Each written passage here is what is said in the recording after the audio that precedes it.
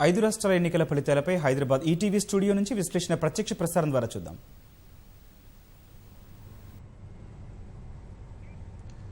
బెంగాల్లో పాగా వేసి భారతీయ జనతా పార్టీ చరిత్ర సృష్టించనుందా?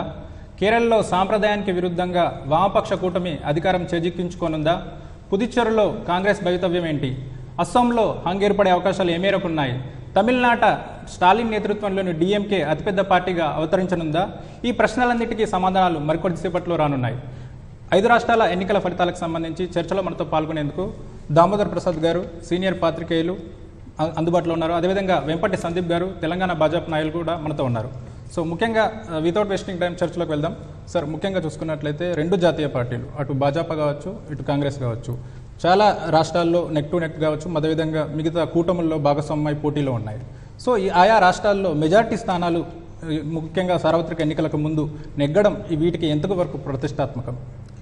ముఖ్యంగా మనం చూస్తే ఇప్పుడు ప్రధానమైన రాజకీయ పార్టీలు కేంద్రంలో అధికారులైనటువంటి భారతీయ జనతా పార్టీకి బెంగాల్లో గెలవడం అత్యంత కీలకము, అవసరమైనటువంటి. ఎందుకంటే తూర్పున భారతీయ జనతా పార్టీ జైత్రయాత్రను తూర్పులో కిందికి దక్షిణానికి కూడా విస్తరించాలంటే బెంగాల్ 10 కోట్ల జనాభా కలిగినటువంటి బెంగాల్ను చేజిక్కించుకోవడం అత్యంత అవసరమని చెప్పేసి కమలనాథులు గట్టి ప్రయత్నాలే గత 2 సంవత్సరాలుగా చేస్తూ వచ్చినారు.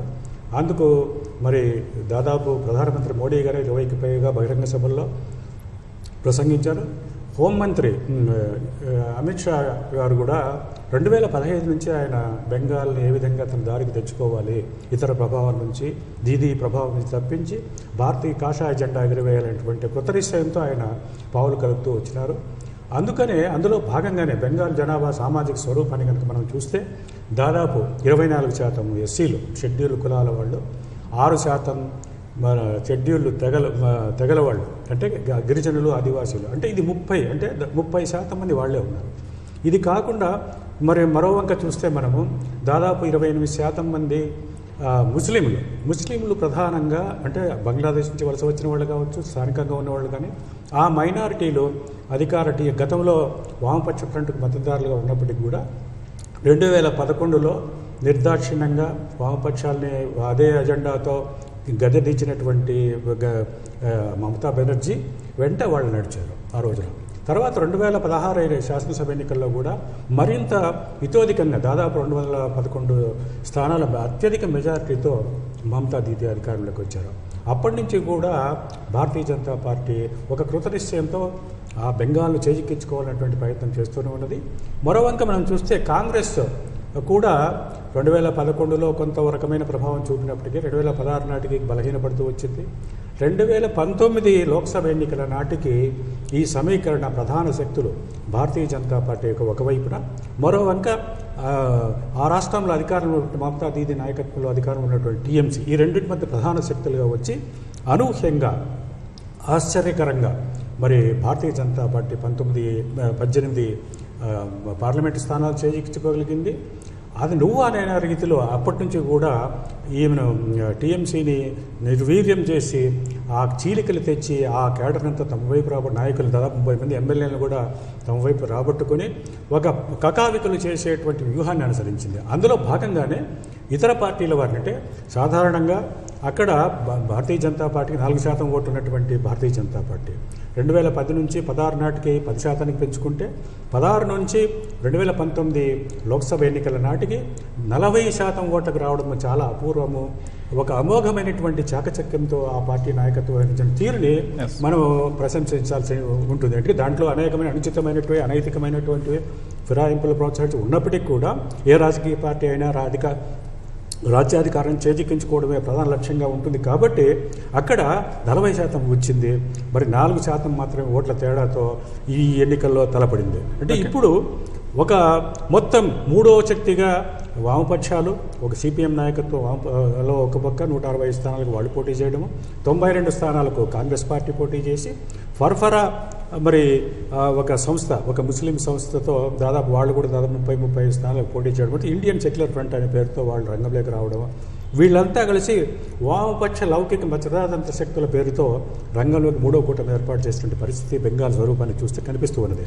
అంటే ఇది 3 శక్తుల రంగంలో ఉన్నప్పటికీ కూడా మరి అంచనాలు కానీ గత ఏడాది నుంచి లోక్సభ ఎన్నికల నాటి నుంచి ఇప్పటి వరకు జరిగే పరిణామాలు కానీ మనం పరిశీలిస్తే ప్రధానమైన పోటీ అంటే ఆ పక్క మతశక్తు ముస్లిం మత సంస్థ కూడా మద్దతు ఇచ్చినప్పటికీ కూడా వామపక్షాలు కానీ కాంగ్రెస్ కానీ నిలదొక్కుకోలేకపోయి తన స్థానాన్ని మెరుగుపరచలేకపోయినట్టు ఫలితాలను చూస్తే మనకు అర్థమవుతుంది.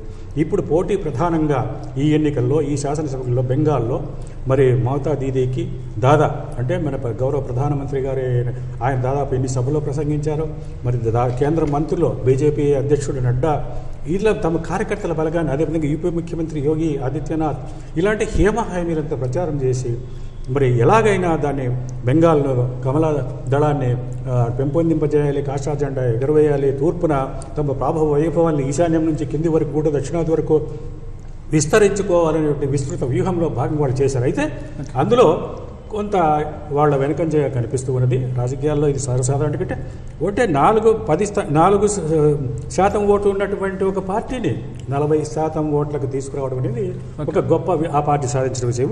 ఇంకా అస్సాంకు సంబంధించి మరి కాంగ్రెస్ బెంగాల్ విషయానికి వస్తే సందీప్ గారు, మీరు దామోదర్ ప్రసాద్ గారు అన్నట్టు ఏ మేరకు ఏకీభవిస్తారు? ముఖ్యంగా చూసుకున్నట్లయితే వామపక్షాలు కావచ్చు, కాంగ్రెస్ కావచ్చు, పెద్దగా ప్రభావం చూపకపోవడమే భాజపా ఆధిక్యానికి కారణమా? ముఖ్యంగా ఒకప్పుడు 2011లో ఒక్క సీటు కూడా లేని భాజపా 10 ఏళ్ల ప్రస్థానంలో ముఖ్యంగా ఇప్పుడు అధికారానికే ముందుకు వచ్చింది. తృణమూల్ కాంగ్రెస్కు నువ్వా నేనా అన్నట్టు పోటీ మేరకు ఉంది. ఈ 10 ఏళ్ల ప్రస్థానంలో భాజపా యొక్క ఇవాల్వింగ్ మీరు ఎలా చూస్తారు? మనం ఒకటి గమనించాలండి, బెంగాల్కి ఒక మంచి చరిత్ర ఉంది.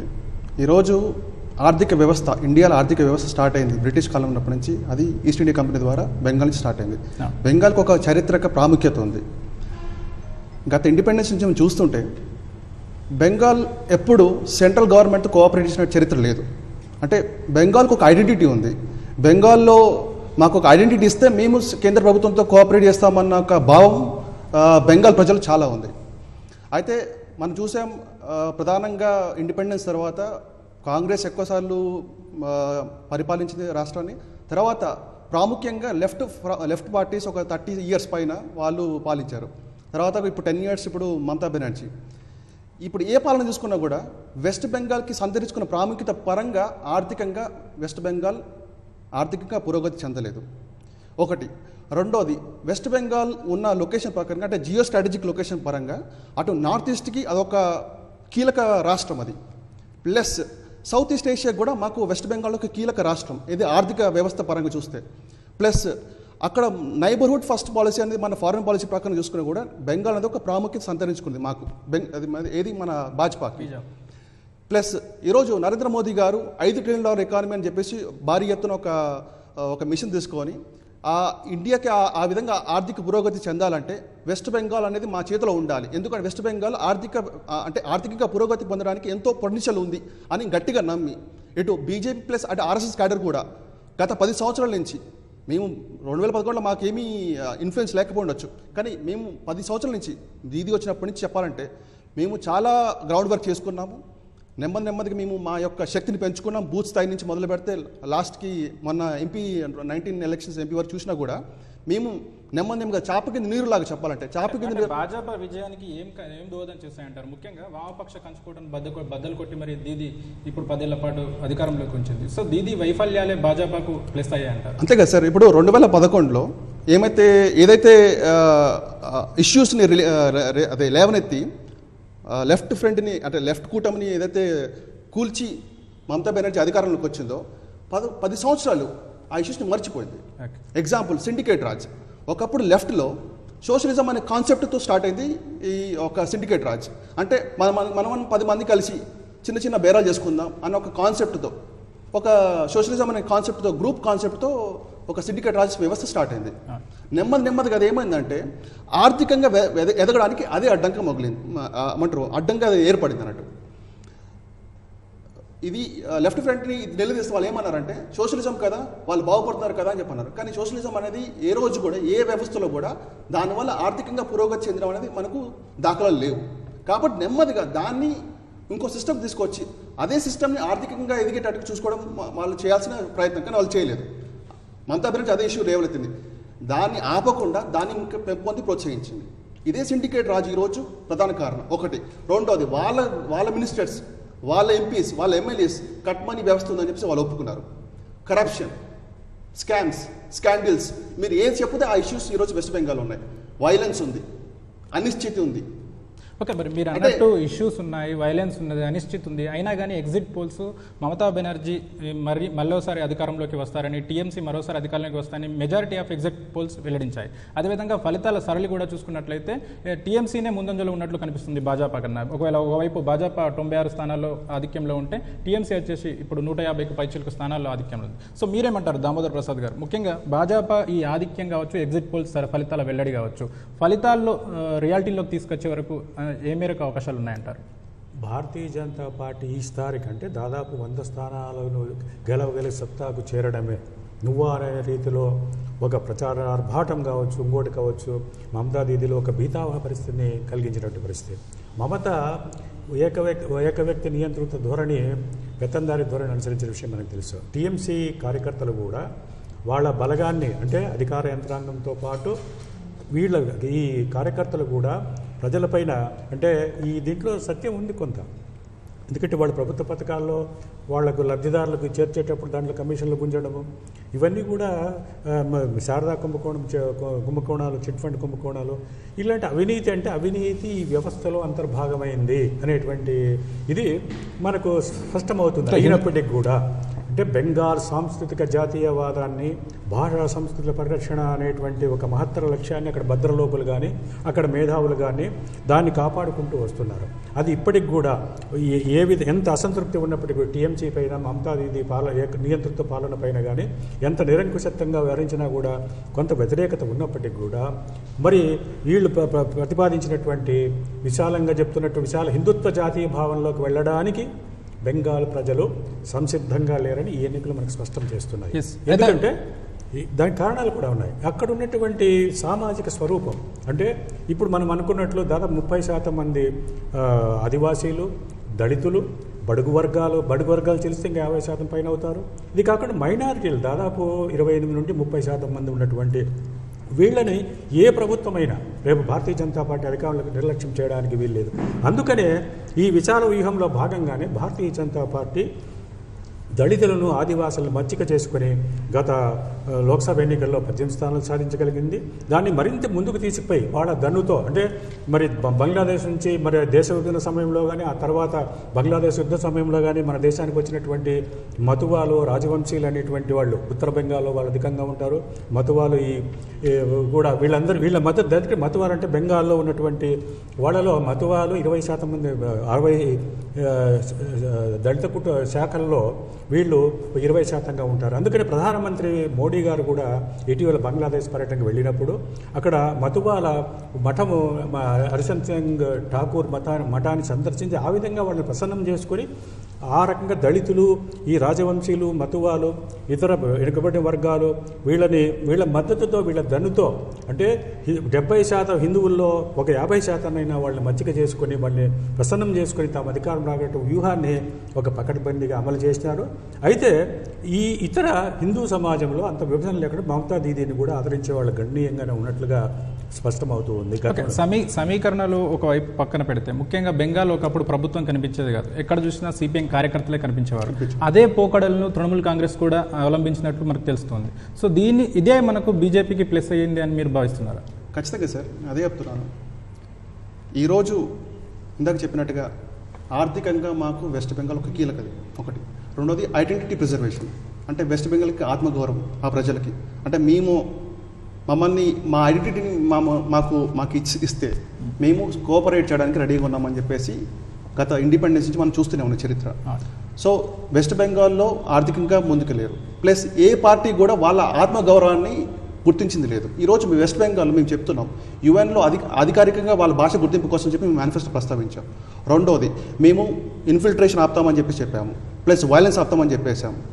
ప్లస్ వైలెన్స్ జరిగిన కుటుంబాలు కూడా మేము ఇది మనం దాన్ని ఏమంటారు, మరి వైలెన్స్ ఆపుతామని చెప్పేసి మీరు ఈ ఎన్నికల్లో ప్రధానంగా ప్రచారాస్త్రాలుగా ఉంచారు. కానీ ఎన్నికల తరుణంలోనే హింసాత్మక ఘటనలు జరిగాయి. కేంద్ర బలగాల్ని అందుకే ఇలాంటి హింసాత్మక ఘటనలు ఉంటాయి కాబట్టి మేము 8 ఫేజెస్లో ఎలక్షన్స్ పెట్టాం. ఎందుకంటే ఇలాంటి వైలెన్స్ ఉందని మేము లా అండ్ ఆర్డర్ మేము ఊహించి ఎలక్షన్ కమిషన్, కేంద్ర హోంమంత్రి వీళ్ళు సంప్రదించుకొని ఇక్కడైతే ఒకటే ఫేజ్లో ఎలక్షన్స్ కానీ 2 ఫేజ్లు కానీ 3 ఫేజ్ ఎలక్షన్ జరిగితే అది హింసాత్మక ఘటనలు దారితీస్తుంది కాబట్టి దాన్ని సాఫీగా జరగాలంటే 8 ఫేజ్లు జరుగుతున్నాయి. అది హింసాత్మక ఘటనలు అంటే తక్కువ చోటు చేసుకుంటాయి. అంటే అది ఎలక్షన్ కమిషన్ పరిధిలోనే అంశం. ముఖ్యంగా అసోం కూడా తమిళనాడు కన్నా కేరళ కన్నా తక్కువ స్థానాలు ఉన్నా కానీ 3 ఫేజ్లో ఎలక్షన్ జరిగాయి. అంటే వెస్ట్ బెంగాల్ యొక్క భౌగోళికంగా అక్కడ ప్రాంతీయంగా సమస్యలు ఉన్న కారణంగా 8 ఫేజెస్లో ఎన్నికలు జరిగాయి. సో దానికి దీనికి విభేదించడం ఒకవైపు పక్కన పెడితే, ముఖ్యంగా కోవిడ్ అనేది తమిళనాడు కావచ్చు, కేరళ కావచ్చు, ముఖ్యంగా వెస్ట్ బెంగాల్లో కావచ్చు ఏ విధమైన ప్రభావాన్ని చూపిస్తుంది ఎన్నికల ఫలితాలు? ముఖ్యంగా వెస్ట్ బెంగాల్లో వచ్చేసి 8 ఫేజెస్లో ఎన్నికలు జరిగాయి. ముఖ్యంగా ఏప్రిల్ 6 వరకే, 6 లోపే మిగతా రాష్ట్రాల్లో ఎన్నికలన్నీ పూర్తయ్యాయి. కానీ 6, 7, 8 చివరి దశ ఎన్నికలు మాత్రం పశ్చిమ బెంగాల్లో జరిగాయి. సో ఈ చివరి దశ ఎన్నికలు కోవిడ్ ఉధృతి వేగంగా ఉన్న ఏప్రిల్ సో ఫలితాలపై ఏ విధమైన ప్రభావాన్ని చూపిస్తుంది? ఒకవేళ ప్రభావాన్ని చూపిస్తున్నట్లయితే అది ఎవరికి అనుకూలం? వెస్ట్ బెంగాల్లో తృణమూల్ కాంగ్రెస్కి అనుకూలమా లేకపోతే భాజపాకు అనుకూలమా? మేము ఖచ్చితంగా మాకు ఎలాంటి కోవిడ్ ప్రభావం ఉందని మేము ఖచ్చితంగా మేము గుర్తిస్తున్నాం. దాన్ని మేము దాచట్లేదు ఆ విషయాన్ని. First thing. రెండో విషయం ఏంటంటే ఈరోజు కోవిడ్ ఏదైతే అనుకోకుండా మనం జరిగిందో ఈరోజు సైంటిస్టులు కూడా కన్ఫ్యూజ్ అవుతున్నారు. ఎందుకంటే ఈ పరిస్థితి ఎలా నెలకొంది, గాలిలో ట్రాన్స్మిట్ అవుతుంది, ఫాస్ట్ ట్రాన్స్మిట్ అవుతుంది. కాబట్టి గవర్నమెంట్ కూడా ఊహించలేని పరిణామం ఈ సెకండ్ వేవ్. సో ఈ సెకండ్ వేవ్ వల్ల భాజపాకి వ్యతిరేకంగా ఉంటుందా, టీఎంసీకి అనుకూలంగా ఉంటుందా అంటే ఏ పార్టీకి అనుకూలంగా ఉంటుంది, ఏ పార్టీకి వ్యతిరేకంగా ఉంటుంది సార్. ఇది ఎందుకంటే ఇది ఏ పార్టీకి సంబంధం విషయం కాదు. ఇది ఎందుకంటే ప్రజల యొక్క ఆరోగ్య సమస్య, ఎవరికి అందని సమస్య ఈరోజు కోవిడ్ వేవ్. దానికి తగ్గట్టుగా ఈరోజు కేంద్ర ప్రభుత్వం అన్ని రకాల చర్యలు తీసుకుంటుంది. సుప్రీంకోర్టు కూడా మాకు ఆదేశాలు ఇస్తుంది. దాని దగ్గర మేము నడుచుకుంటున్నాం. సో ఏ రోజైనా కూడా మా యొక్క ప్రధాన ఉద్దేశం ఒకటే, లైఫ్స్ కాపాడాలి. లైవ్లీవుడ్ సెకండ్, లైఫ్స్ కాపాడాలి. మేము ఫస్ట్ టైం లాక్డౌన్ చేసినప్పుడు మా ఉద్దేశం కూడా అదే, లైఫ్స్ కాపాడిన తర్వాత లైవ్లీవుడ్ గురించి మాట్లాడగలుగుతాం. సో ఈరోజు సెకండ్ వేవ్ కూడా మాకు తెలియకుండా వచ్చించామండి.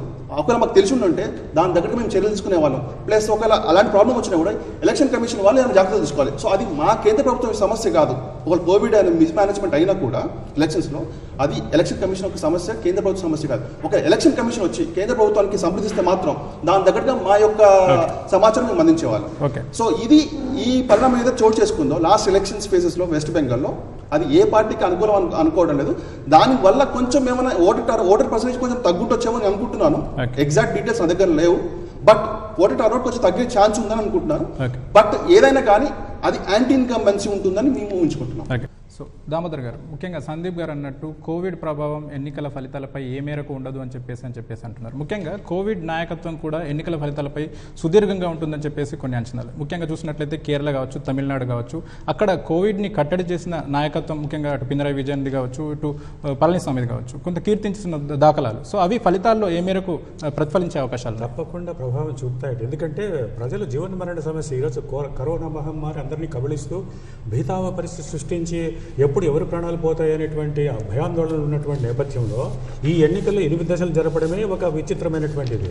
దానికి ఉదాహరణ మద్రాస్ హైకోర్టు ఎన్నికల కమిషన్ను అవిశంసించింది. ఎందుకంటే ఒక హత్యా నేరం మోపి వాళ్ళపైన శిక్షార్హమైన చర్యగా తీసుకోవాలి. ఎందుకంటే ఈ కోవిడ్ పరిస్థితుల్లో ఈ ప్రజల యొక్క ప్రాణానికి హాని ఉన్నటువంటి వాస్తవాన్ని గుర్తించకుండా 8 దశలుగా చేసుకోవడము, భారీ బహిరంగ సభలను ర్యాలీలను అనుమతించడం వల్ల ఒక పార్టీ అని కాదు అనేక రాజకీయ పార్టీలు, అందులో మరి తమిళనాడులో డిఎంకే కావచ్చు, కేరళలో ఎల్డీఎఫ్ కాంగ్రెస్ పక్షాలు కావచ్చు, అస్సాంలో కాంగ్రెస్ బీజేపీలు కావచ్చు, బెంగాల్లో ముఖ్యంగా భారతీయ జనతా పార్టీ, తృణమూల్ కాంగ్రెస్ లెఫ్ట్ కావచ్చు, ఇవన్నీ కూడా ముఖ్యంగా భారతీయ జనతా పార్టీలో నాయకత్వంలో ప్రధానమంత్రి నాయకత్వంలో ఉన్నటువంటి ఈ ప్రభుత్వము ఈ కోవిడ్ మహమ్మారిని అరికట్టడానికి సరైన నిర్దిష్టమైన చర్యలు తీసుకోలేదు అనేటువంటి విమర్శ వెల్లువెత్తుతున్నది. ఇంతటి అసమర్థ ప్రధాని మరొకరు లేరు, రాజీనామా చేయలేటువంటి వ్యాఖ్యలు మరి ట్వీట్లు కూడా మనం చూస్తూ ఉన్నాం. అంటే దీంట్లో మరి ఎవరి అభిప్రాయాలు ఎలా ఉన్నప్పటికీ కూడా యూరప్లో ముఖ్యంగా బ్రిటన్లో 2వ దశ కరోనా ఉధృతిగా ప్రబలినప్పుడు అక్కడి ప్రభుత్వం లాక్డౌన్ ప్రకటించింది. తర్వాత ఆక్సిజన్ ముఖ్యంగా ప్రాణవాయు 2వ దశలో రకరకాలైనటువంటి రూపాల్లో ఈ కరోనా విజృంభిస్తున్న నేపథ్యంలో వాటిని అరికట్టడానికి ఒక బలమైన ఒక ప్రధానమంత్రి గారు గత ఏడాది మరి వ్యాక్సిన్ ఉత్పత్తి సంస్థల్లో హైదరాబాద్లో ఉన్నటువంటి భారత్ బయోటెక్ను కానీ సీరం ఇన్స్టిట్యూట్ పుణేలో సందర్శించి వాళ్ళని కొంత ప్రోత్సహించిన మాట నిజము. ఆ కృషిని మరింత కొనసాగించి అంటే దేశం ఈరోజు దాదాపు 139 కోట్ల జనాభా అవసరాలు తీర్చడానికి అందులో సగం మందికి వేయడానికైనా కూడా ఈ టీకాల ఉత్పత్తిని పెంచేటువంటి చర్యలు తీసుకోవడంలో భారతీయ జనతా పార్టీ ప్రభుత్వం, మోడీ ప్రభుత్వం విఫలమైందనే విమర్శలు అన్ని వర్గాల నుంచి భారతీయ జనతా పార్టీ కార్యకర్తల్లో కూడా అసంతృప్తి ఉన్నది. కాబట్టి దాని ప్రభావం లేదనడానికి లేదు. ముఖ్యంగా 8 దశల్లో సాగించడం వల్ల ఏమైందంటే 5 దశల్లో 4 దశల్లో ఇంకో దశ ఏదైనా ఎక్కువ స్థానాలు ఉన్నాయి కాబట్టి ఇంకో దశలో పూర్తి చేసి ఉంటే కొంత భారతీయ జనతా పార్టీకి కూడా అనుకూలంగా ఉండేది. 6, 7, 8 దశల్లో ఈ ప్రభావం తప్పకుండా ఉందనేది, అది భారతీయ జనతా పార్టీ విజయావకాశాలు కూడా కొంత ప్రభావం చూపిందనేటువంటి అంచనాలు ఉన్నాయి. కాబట్టి ఇది ఎవరో వారిని విమర్శించడం కాదు, వాస్తవ పరిస్థితులను మనం గమనంలో తీసుకుంటే ఏ ప్రభుత్వం, ఏ నాయకుడు, ఎవరు ప్రధానమంత్రిగా ఉన్నప్పటికీ కూడా వాళ్ళ ప్రధాన ఒక బాధ్యత ఏమిటంటే ఈ దేశ పౌరుల యొక్క ప్రాణాలను రక్షించి వాళ్ళ ఆరోగ్యాన్ని కాపాడడం. ఆ పవిత్ర కర్తవ్యాన్ని నిర్వర్తించడంలో ఈ ప్రభుత్వం అనుకున్నంతగా సఫలం కాలేదనేటువంటి ఈ వైఫల్యాన్ని, అంటే కేంద్రానిపైన ఒకటే నిందించి లాభం లేదు, రాష్ట్రాలు కూడా. ఎందుకంటే కేరళలో పినరాయి విజయ్ ప్రభుత్వానికి ఇంత ప్రశంసలు ఎందుకు లభిస్తున్నాయంటే అక్కడ కరోనా రోగులకు అవసరమైన ఆక్సిజన్ ఉత్పత్తిని వాళ్ళు రాష్ట్రంలో తయారు చేసుకోగలిగినారు. అందువల్ల ఆ ప్రాణవాయువుని అందించి ఎంతో మంది ప్రాణాలు కాగలిగారు. మరి తమిళనాడులో ముఖ్యమంత్రి తీసుకున్న చర్యల వల్ల ఎంతో కొంత ప్రజలకు ప్రయోజనం చేకూరింది. కాబట్టి ప్రజాప్రభుత్వాల ప్రధాన కేంద్రమైన రాష్ట్రాలైన ప్రజలకు ప్రాణాల భద్రత కల్పించిన తర్వాత జీవనోపాధి భద్రత, ఉపాధి కల్పన తర్వాత అంశాలు. ఆరోగ్యం అనేది ప్రజల ప్రభుత్వం యొక్క ప్రాథమిక కర్తవ్యం. ఎగ్జాక్ట్లీ. అదే ఇప్పుడు లీడ్స్ మనకు అందుతున్నాయి. ముఖ్యంగా చూసుకున్నట్లయితే నందిగ్రామ్లో మమతా బెనర్జీ 2వ రౌండ్లో కూడా వెనుకంజలో ఉన్నారు. ముఖ్యంగా సువేంద్ర అధికారి 8,000 ఓట్ల ఆధిక్యంలో ఉన్నారు. సో ఈ లీడ్స్ అనేది ఎటువంటి ఫలితాన్ని లీడ్ చేసే అవకాశాలు ఉన్నాయి? మీకు చెప్పినట్టుగా సార్, ఇది ఖచ్చితంగా బీజేపీ ముందంజలో ఉంది అని చెప్పడానికి సువేంద్ర అధికారి ఈరోజు మాకు బీజేపీకి ఒక కీ మెంబర్ మాకు బెంగాల్లో. వారి ముందంజలో ఉండడం అనేది మాకు ఒక సిగ్నల్. రేపంటే ఈరోజు ఈవినింగ్ కల్లా డేటా మాకు అనుకూలంగా ఉంటుందని చెప్పేసి వాళ్ళు చెప్పక చెప్తారు ఇండైరెక్ట్గా. ఈ రోజు ఈ 2 రౌండ్ల తర్వాత ఒక 10 సంవత్సరాలు వెస్ట్ బెంగాల్ సీఎంగా ఉన్న దీదీ 2 రౌండ్ల తర్వాత వెనకంచి ఉందంటే అది యాంటీ ఇన్కంబెన్సీకి సూచిస్తుందని నేను చెప్తాను ఖచ్చితంగా. అండ్ సువేంద్ర అధికారు కీలక వ్యక్తి. ఎన్నో ఎలక్షన్ రిజల్ట్స్ని, అంటే అక్కడ ఉన్న లోకల్ ఎమ్మెల్యే కాన్స్టిట్యూన్సీ రిజల్ట్స్ని ప్రభావితం చేయగలిగిన ఒక మేజర్ వ్యక్తి సువేంద్ర అధికారి గారు. ఈరోజు మమతా దీదీ మీద ముందంజున్నారంటే దానికి ఖచ్చితంగా, అంటే దాని యొక్క సూచన ఏంటంటే అంటే ఈ రోజు ఈవినింగ్ కల్లా మనకు వచ్చే రిజల్ట్ అది బీజేపీకి అనుకూలంగా ఉంటుందని ఖచ్చితంగా చెప్పగలుగుతాం. బట్ గత ఎన్నికల్లో చూసినట్లయితే బీజేపీకి ఇక్కడ కేవలం 10% ఓట్లు మాత్రమే వచ్చాయి. తృణమూల్ కాంగ్రెస్కు 67% ఓట్లు వచ్చాయి. సో దీన్ని ఏ విధంగా చూస్తారు మీరు? అంటే ఇప్పుడు ఇది వ్యక్తి కేంద్రీకృతమా, పార్టీ కేంద్రీకృతం, మీరు ఏ విధంగా దీన్ని పరిగణిస్తారు? అంటే వ్యక్తులు కలిసిన వ్యవస్థ అక్కడ మాకు పార్టీకి. మేము సువేంద్ర అధికారిని మేము ఎక్కువ హైలైట్ చేయము, లేకపోతే అక్కడ ఉన్న ప్రెసిడెంట్ మేము ఎక్కువ హైలైట్ చేయము. అన్ని యొక్క ఫోర్సెస్ సమతులంగా కలిస్తేనే ఈరోజు మేము భారతీయ జనతా పార్టీ వ్యవస్థ అని చెప్తాం. సో వ్యక్తి ఆధారంగా మేము నమ్మట్లేదు. ఈరోజు నరేంద్ర మోడీ గారు చెప్పినా కూడా నరేంద్ర మోడీకి తీర్చిదిద్ది ఒక వ్యవస్థ. సో నరేంద్ర మోదీ గారు ఒక పాపులర్ ఫిగర్తో ఈరోజు వ్యవస్థ నడుస్తుంది. అంతేకాని నరేంద్ర మోదీ గారు వ్యక్తి ఆధారంగా నడుస్తుందని చాలామంది ఒక నిందలు వేసినా కూడా ఆయన ఇమేజ్ మాకు ఖచ్చితంగా కావాలి. ఎందుకంటే మన భారతీయ అంటే మన యొక్క దేశానికి ఒక మంచి పాలన అందించడానికి వారు ఒక ఇమేజ్ మనకు సహకరించింది. At the same time Suvendra Adhikari యొక్క ఇమేజ్ కూడా మాకు వెస్ట్ బెంగాల్ యూజ్ అవుతుంది కాబట్టి వాళ్ళ యొక్క ముందు చూపించి మేము ఆ ఎలక్షన్ క్యాంపెయిన్స్ నడిపించాము. సార్, ముఖ్యంగా ఒకప్పుడు బెంగాల్లో కాంగ్రెస్ అదేవిధంగా వామపక్షాలు ఎంతో బలంగా ఉన్నాయి. ఇప్పుడు లైమ్లైట్లోకి సడన్గా బీజేపీ వచ్చేసింది. వామపక్షాలు 3వ ప్లేస్కు పరిమితం అయ్యాయి. సో ఇంతటి వ్యత్యాసం, ఇంతటి పరిణామం దశాబ్ద కాలంలో ఎందుకు పరిగణించింది? ఎందుకు జరిగిందంటే ఇది కమ్యూనిస్ట్ పార్టీల వైఫల్యం కూడా కానీ చెప్పక తప్పదు. ఎందుకంటే దాదాపు 34 సంవత్సరాలు, అంటే 1977 నుంచి 2011 వరకు 34 సంవత్సరాల సుదీర్ఘ కాలం యోధుడైనట్టు జ్యోతి బసు, మరి భట్టాచార్య వంటి పెద్దలు పరిపాలన సాగించే ఆ రాష్ట్రంలో మారుతున్న ప్రపంచానికి అనుగుణంగా, పెరుగుతున్న జనావసరాలకు అనుగుణంగా, ముఖ్యంగా ప్రపంచీకరణ ప్రారంభమైన తర్వాత 1990వ దశకం ఆరంభంలో దాన్ని గుర్తించి ప్రజల్లో ఆకాంక్షలు పెరుగుతున్నాయి. ఉద్యోగ ఉపాధి అవకాశాలు కావాలి, మెరుగైన ఆరోగ్యం కావాలి, ప్రజా రవాణా కావాలి. ఇలాంటి ఆశలు, ఆకాంక్షలను గుర్తించినటువంటి ఒక మందకొడితనం ఆలోచన ధోరణి వామపక్ష నాయకత్వంలో ఉండడం వలనే సకాలంలో సరైనటువంటి చర్యలు ఇతర అభివృద్ధి చెందుతున్న దేశాలతో పాటు మన దేశంతో పాటు మన రాష్ట్రంలో కూడా అభివృద్ధి చేయాలన్నటువంటి ఒక పురోగామి దృక్పథం కలిగిన కమ్యూనిస్ట్ నాయకత్వం సరిగా ఆలోచించలేకపోయింది. అందులో విఫలమైనటువంటి విమర్శలు వస్తున్నాయి. అది కాకుండా కాంగ్రెస్ ఏ విధంగా 1960-70లో దౌర్జన్యకరమైన సంఘటనలతో అధికారం నిలబెట్టుకుంటూ వచ్చిందో దాన్ని ఎదుర్కోవడానికి కమ్యూనిస్టు కార్యకర్తలు ఎంత పోరాడి నిలువరించుకోగలిగినారో, ఆ దౌర్జన్యాలను, ఆ దమనకాండను వ్యతిరేకంగా పోరాడి 1977లో మాత్రమే ఎమర్జెన్సీ తర్వాత మరి ఇందిరాగాంధీ నిరంకుశత్వాన్ని నియంత్రిత ధోరణిని ఎమర్జెన్సీని వ్యతిరేకిస్తూ ఆ రోజు సిపిఎం ఒక ప్రజా పోరాటం ద్వారా అధికారంలోకి వచ్చినట్టు అలాంటి ప్రజా పోరాట చరిత్రకరమైన పార్టీ నాయకత్వంలో వామపక్షాలు ఈ 34 ఏళ్ల కాలంలో బెంగాల్లో ఈరోజు చూస్తే మనము కులం అంతరించింది వర్గం, ఎందుకంటే బెంగాల్లో కూడా ఒక సైద్ధాంతిక ప్రాతిపదికగా చర్చలు ఉపన్యాసాలు జరిగేవి, ఏదైనా కూడా కులము మతం అనేటువంటి తర్వాతి అంశాలే.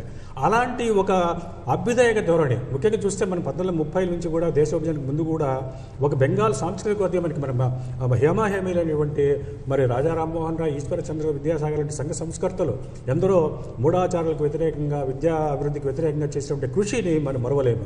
ఆ కృషిని కొనసాగించాలి 1930-40 దశకంలో ఉన్నప్పటికీ దేశ విభజన వంటి దురాగతాల వల్ల మతపరంగా చీలిపోవడం వల్ల బంగ్లాదేశ్ అంటే ఇప్పుడు అంతకుముందే మనం ఒకటి గుర్తుపెట్టుకుంటే 1905 నాటి ముస్లిం బెంగాల్, హిందూ బెంగాల్ అనేది బెంగాల్ నిట్ట వాళ్ళు చీల్చారు. అది అంటే ఆంగ్లేయులు బ్రిటిష్ సామ్రాజ్యవాదులు ఆ రోజున ప్రజల్లో చీలికలు తేవడానికి మతపరంగా చీలికలు తెచ్చి ఈ సామ్రాజ్యవాదానికి వ్యతిరేకంగా పోరాటం నిర్వీర్యం చేయడానికి వాళ్ళు చేసినటువంటి ప్రయత్నాన్ని మనం గమనిస్తే, సో మీరు అన్నట్టుగానే వామపక్షాల పరిస్థితి చూస్తే ఒకవైపు బెంగాల్లో ఇప్పటివరకు 50% ఓట్లను తృణమూల్ కాంగ్రెస్, అదేవిధంగా 36% ఆఫ్ ఓట్స్ని బీజేపీ దక్కించుకుంది. మరి వామపక్షాల భవితవ్యం బెంగాల్లో ఏ విధంగా ఎట్లుందంటే 2011 ఓడిపోయే నాటికి కూడా 41% ఓట్లు ఉన్నాయి. తర్వాత 2016 నాటికి కూడా 20% పైగా ఓట్లు ఉన్నాయి. ఇప్పుడు ఈ రోజు ఎంత దయనీయ పరిస్థితి అంటే గత లోక్సభ ఎన్నికల్లో కానీ ఇప్పుడు ఎంత వస్తుందో నిర్దిష్టంగా మనం ఫలితాలు వచ్చిన తర్వాత అంచనా వేయాలి. 7% కూడా పెంచలేటువంటి పరిస్థితి. ఇది కాకుండా దేశంలో ప్రధానమంత్రి లౌకిక పార్టీగా చెప్పుకుంటున్నటువంటి కాంగ్రెస్ పార్టీ యొక్క అత్యంత దయనీయ పరిస్థితి ఇప్పుడు కనిపిస్తుంది. అందువల్ల ఈ దేశంలో వామపక్ష లౌకిక ప్రజాస్వామ్య ప్రత్యామ్నాయాన్ని నిర్మించాలంటే మరి కాంగ్రెస్ పార్టీ బలంగా ఉండాలి, ఇతర పార్టీలు కూడా ప్రజల మెప్పు పొందాలి, వీళ్ళు ప్రజల యొక్క ఆశలు ఆకాంక్షలకు అనుగుణంగా పనిచేయాలి, యువతరాన్ని ప్రోత్సహించాలి, వాళ్ళని అభివృద్ధి చేయకుండా వాళ్ళలో సైద్ధాంతిక దృక్పథాన్ని కానీ లేదా దేశ అభివృద్ధి ప్రపంచ అభివృద్ధి గమనం ఎలా ఉందో అనేటువంటి ఒక సామాజిక స్పృహను చైతన్యాన్ని కలిగించకుండా కమ్యూనిస్టు ఉద్యమం ముందుకు సాగలేదు. ఇప్పుడు దేశంలో ఎర్ర జెండా ఎగురుతున్నటువంటి ఏకైక రాష్ట్రం ఒక కేరళ మాత్రమే. ఎందుకంటే అది సుపరిపాలన వల్లే సాధ్యమవుతుంది. ఎందుకంటే బెంగాల్లో ఓడిపోవడము, బెంగాల్లో ఒక కంచుకోటగా ఉన్నట్టు వామపక్షాలు కంచుకోటగా ఉన్నటువంటి ఇంత దయనీయమైన ఫలితాలు రావడం అనేది ఒక వామపక్షాలు కమ్యూనిస్ట్ పార్టీలు ఒక ఆత్మపరిశీలన చేసుకొని దిద్దుబాటు చర్యలు చేసుకోవాల్సిన అవసరం. తమిళ రాజకీయాల గురించి వస్తే ముఖ్యంగా సందీప్ గారు, ముఖ్యంగా చూసుకున్నట్లయితే అన్నా డిఎంకే తోటి భాజపా పొత్తు పెట్టుకుంది. సో ఇక్కడ మీ బెంగాల్లో చూపించిన ప్రాబల్యం ఇక్కడ తమిళనాట ఎందుకు తగ్గిందనుకోవచ్చు? ముఖ్యంగా చూసుకున్నట్లయితే ఎగ్జిట్ పోల్సే కావచ్చు, ప్రస్తుతం ఉన్న లీడ్స్ కూడా చూస్తే సో డిఎంకే ఒక అతిపెద్ద పార్టీగా అవతరించబోతుంది, సో భారీ మెజార్టీ తోటి ప్రభుత్వం ఏర్పాటు చేయబోతుంది అనేది సుస్పష్టమవుతుంది. ఒకవైపు ఎగ్జిట్ పోల్సే కావచ్చు, ఫలితాల సరళి కూడా అదే విధంగా ఉంది, అదేవిధంగా హోరాహోరీ పోరు కూడా ఉంది. సో భాజపా యొక్క కూటమిలో భాగస్వామ్యం అన్నా డిఎంకేకు ఎందుకు కలిసి రాలేదని మీరు భావిస్తున్నారు?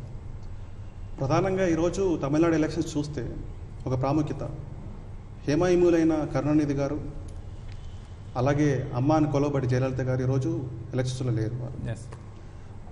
వారు లేని ఈ ఎలక్షన్స్ ఎంతో ప్రాముఖ్యత.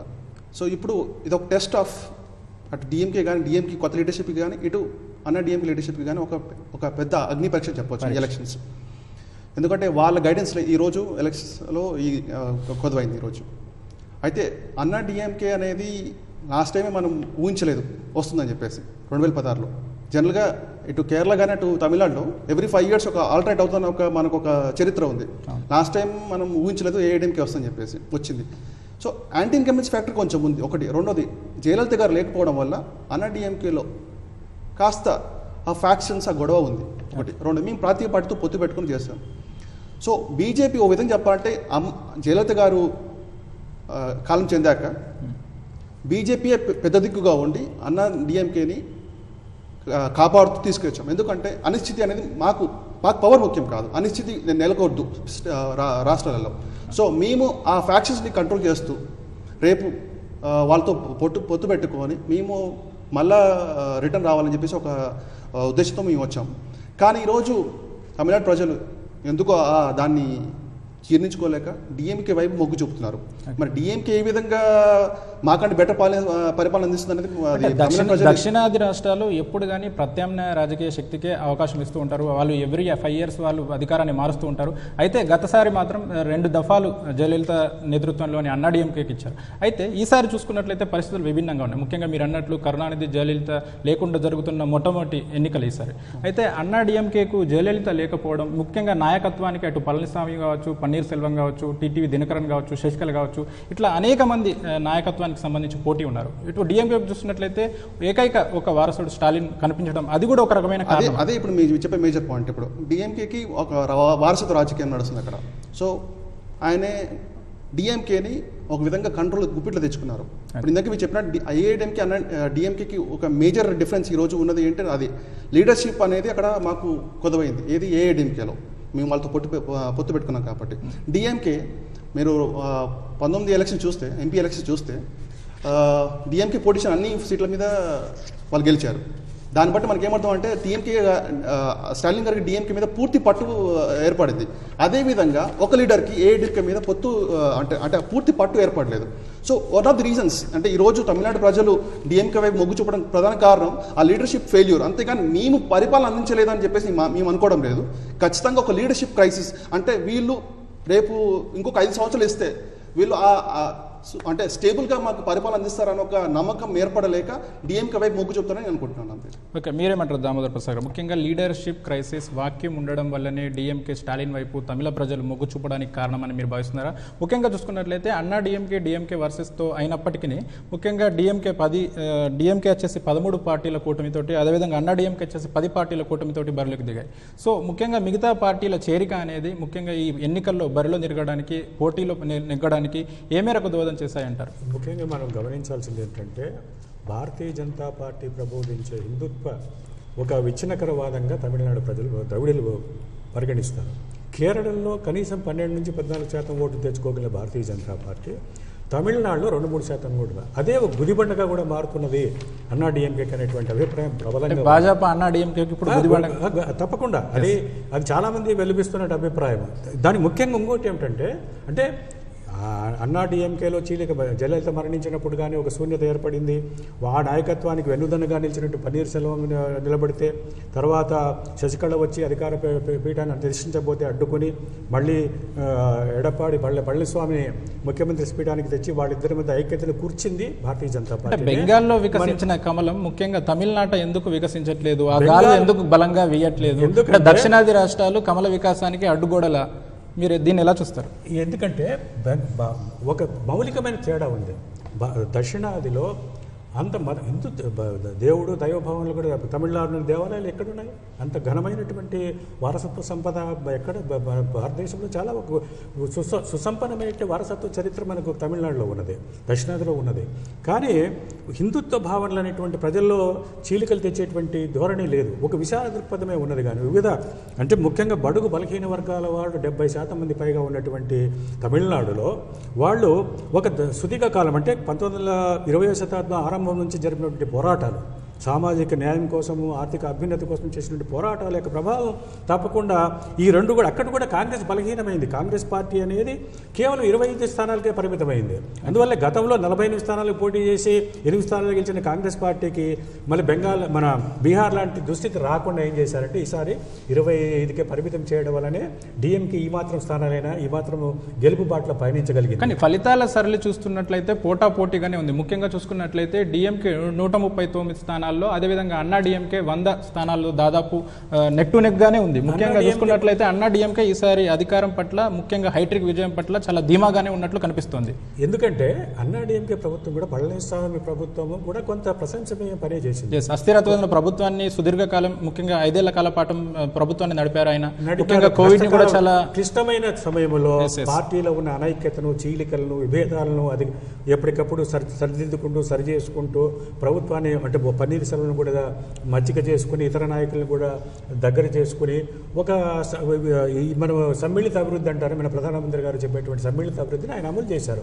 ఇది కాకుండా మన ప్రజలు రైతాంగం ముఖ్యంగా 12,100 కోట్ల రూపాయల యొక్క పంట రుణాలను ఇతర రైతాంగ రుణాలు రద్దు చేయడం అనేది చాలా ప్రభావం కలిగించేటువంటి అంశం.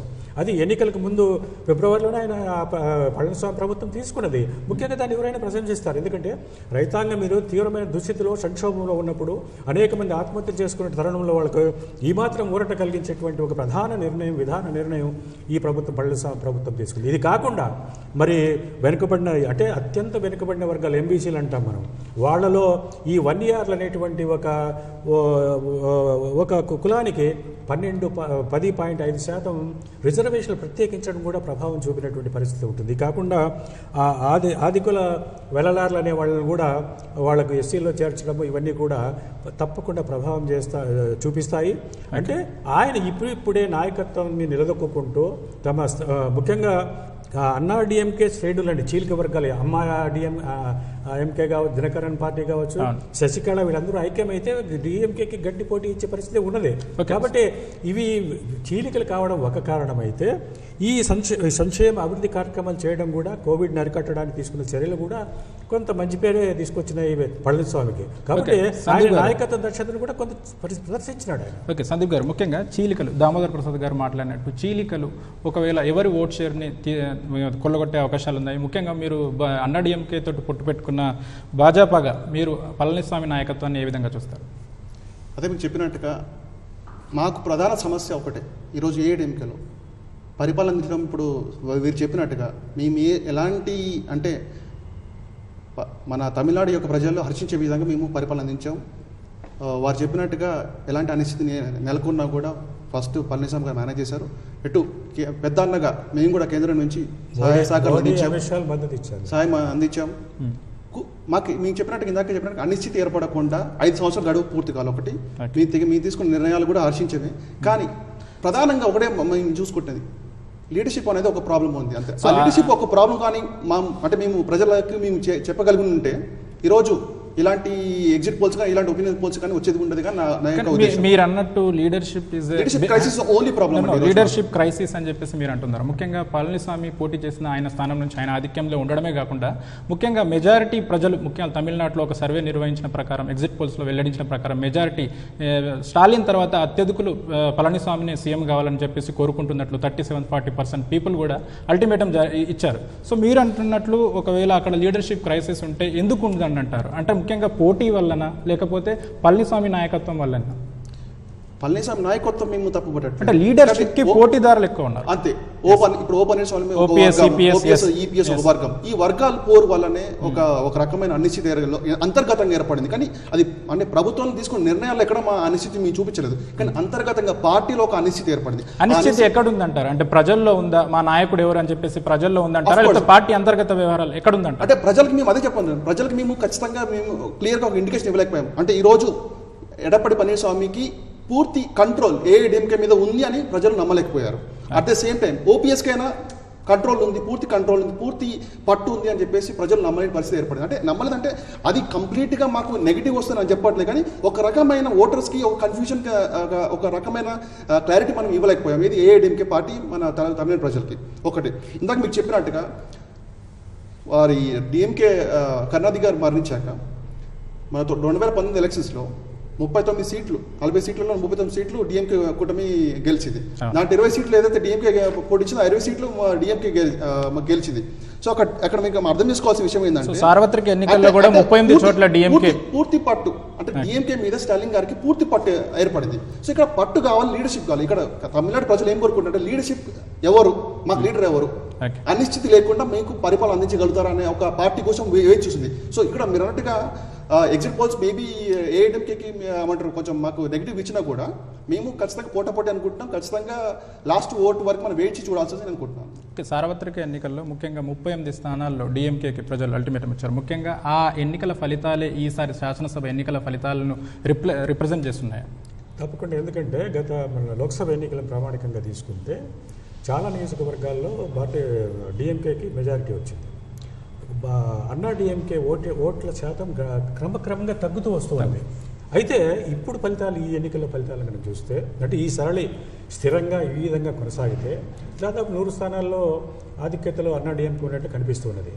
దీనికి కారణం ఏమిటంటే నాయకత్వ దక్షతను పళనిస్వామి రుజువు చేసుకోగలిగాడు. కానీ ఆయనకు మరింత బలం చేకూర్చేటువంటి ఒక శక్తిని భారతీయ జనతా పార్టీ ఇవ్వలేకపోయింది అనేది స్పష్టంగా కనిపిస్తున్నది. అక్కడ ఉన్నటువంటి నిర్మాణ సంస్థాపరమైనటువంటి బలహీనతలు కావచ్చు, నాయకత్వాల లోటు కావచ్చు, ఇవన్నీ అనేక కారణాలు ఉంటాయి. ఇది కాకుండా వీళ్ళు 1 ఇయర్లో కూడా ఇంకా వాళ్ళ అన్నాడీఎంకే మద్దతుదారులుగా ఉన్నారు. వాళ్ళు కూడా సరైనటువంటి ప్రభావం, అంటే 10.5% రిజర్వేషన్ వాళ్ళు కల్పించడం వల్ల ఇతర బీసీల్లో కొంత వ్యతిరేకత ఉన్నటువంటి మాట నిజం. కాబట్టి మనం దీన్ని గమనంలోకి తీసుకుంటే, మరోపక్క డిఎంకే నాయకుడైనటువంటి స్టాలిన్, ఎంకే స్టాలిన్ గతంలో చెన్నై మహానగర మేయర్గా ఉన్నారు.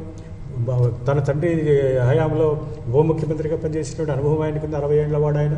కాబట్టి ఒక సుదీర్ఘకాలం, అంటే డిఎంకే యువజన విభాగానికి అధ్యక్షుడిగా ఉంటూ ఒక దాదాపు 3-4 శతాబ్దాల పాటు, 40 ఏళ్ల పాటు ఆయన డక్కా ముక్కీలు తిని తండ్రితో పాటు తిరిగి అనేక మంది రాష్ట్రంలో ఉన్నటువంటి అనేక మంది కింది స్థాయిలో అనేక జిల్లాల్లో, గ్రామాల్లో, తాలూకాల్లో ఉన్నటువంటి నాయకులతో కూడా ఒక పేరు పెట్టి పిలిచేటువంటి సాన్నిహిత్యం ఆయనకు ఉంది. కాబట్టి ఒక నిర్మాణ ఫలంగా ఒక పటిష్టమైన యంత్రాంగాన్ని, ఒక పార్టీ నిర్మాణాన్ని కలిగినటువంటి పార్టీగా మార్పును చూశారు. ఎందుకంటే 2016లోనే జరగాల్సినటువంటి ఈ మార్పుని అప్పుడు ఎందుకు చేశారంటే 2016లో అప్పుడు కూడా చాలా స్వల్ప మెజారిటీతోనే డిఎంకే మధ్య అధికార మార్పిడి అనేది జరిగింది. ఎగ్జిట్ పోల్స్ ఆ రోజు కూడా అంచనా వేయలేకపోయినాయి, విఫలమైన. ఆ రోజు నిజంగా చెప్పాలంటే 2016లో అన్నాడీఎంకే గెలుస్తున్న ఏ పార్టీ ఇన్ని సంస్థలు నిర్వహించిన కేవలం తమిళనాడుకు సంబంధించి ఎగ్జిట్ పోల్స్ యొక్క ఫలితాలు చేయలేదు అది. కాబట్టి మనం గమనించింది ఏమిటంటే జయలలిత ఒక అనారోగ్యంగా ఉన్నాడు ఒకటి, ఎన్నికల వేళ తనకు ప్రత్యేకంగా వేరే కుటుంబం లేదు, తమిళనాడు ప్రజలే తన కుటుంబం అని చెప్పేసినటువంటి విశాల భావాన్ని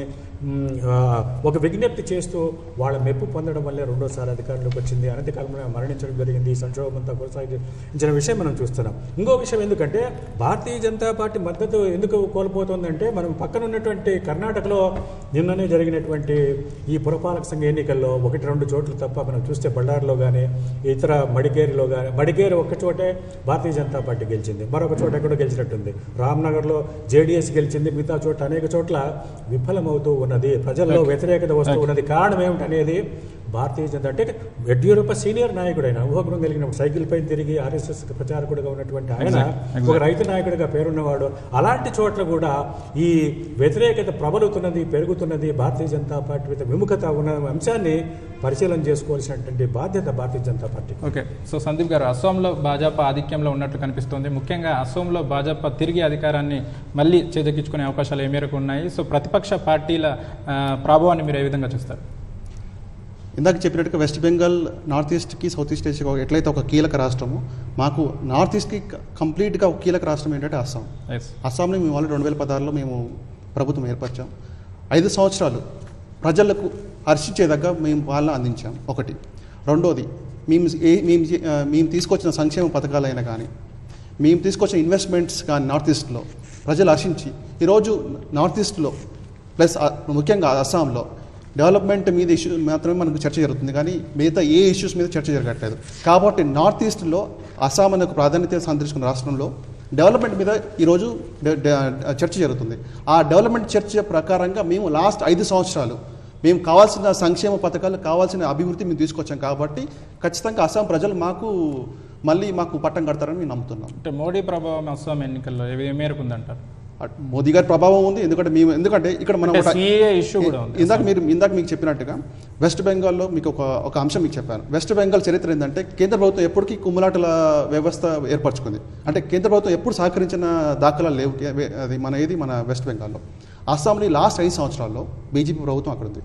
అటు కేంద్రం, రాష్ట్రంలో బీజేపీ ప్రభుత్వం ఉండడం వల్ల అటు సంక్షేమ పథకాలు కేంద్ర ప్రభుత్వం ఏదైతే తీసుకొచ్చిందో, ఇటు ప్లస్ రాష్ట్ర ప్రభుత్వం ఏదైతే తీసుకొచ్చిందో, 2 కలిపి ప్రజలకు చేరే విధంగా మేము పరిపాలన తీసుకొచ్చాం లాస్ట్ 5 సంవత్సరాలు.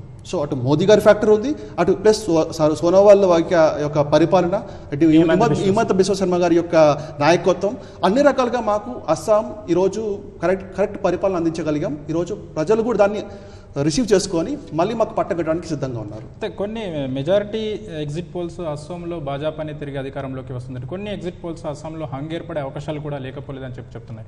ఒకవేళ అస్సాంలో అధికారం ఒకవేళ భాజపాదే అయితే సీఎం క్యాండిడేట్ ఎవరవుతారనేది కూడా సర్వత్రా చర్చ జరుగుతుంది. ఒకవైపు హేమంత్ బిశ్వ శర్మ కావచ్చు, సర్బానంద్ సోనోవాల్ కావచ్చు. ఈ రెండిట్లో అంటే ప్రజలు ఎవరి వైపు మొగ్గు చూపే అవకాశాలు ఉన్నాయి, ముఖ్యంగా పార్టీ ఎమ్మెల్యేలు కావచ్చు, ఎవరైనా కావచ్చు. ఇప్పుడు ఎన్నికలకు వెళ్లే ముందు వరకు అంటే హేమంత్ బిశ్వ శర్మ ఎంతవరకు కీలకం? హేమంత్ బిశ్వ శర్మ గారా సోనోవాల్ గారు అనేది పార్టీ నాయకత్వం డిసైడ్ చేస్తుంది. Okay. కానీ ఈ రోజు ఎన్నికలకు వెళ్ళేటప్పుడు సర్బానంద్ సోనోవాల్ గారు సీఎంగా మేము ముందుకెళ్ళాము. Okay. సో ఎన్నికల తర్వాత సోనోవాల్ని కానీ తీసుకొస్తారా లేకపోతే హేమంత్ బిశ్వ శర్మ అనేది పార్టీ అధినాయకత్వం డిసైడ్ చేస్తుంది. అది మన చర్చ విషయం కాదు.